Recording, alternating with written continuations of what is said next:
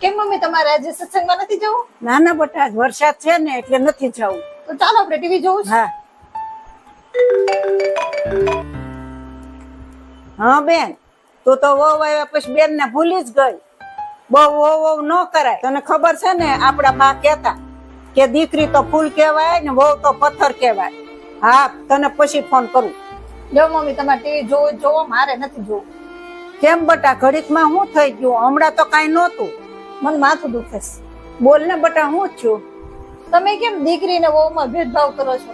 દીકરીને ફૂલ કયો છો અને વહુને પથ્થર કયો છો? અરે બટા, તે બહુ કરી વાત સાંભળી પણ સમજી નહીં. મારા બા કહેતા કે દીકરી તો ફૂલ જેવી હોય, જ્યાં સુધી કળી હોય ત્યાં સુધી આપણો બગીચો મહેકાવ્યા કરે અને ફૂલ થાય એટલે એને સાસરે મોકલી દેવાની.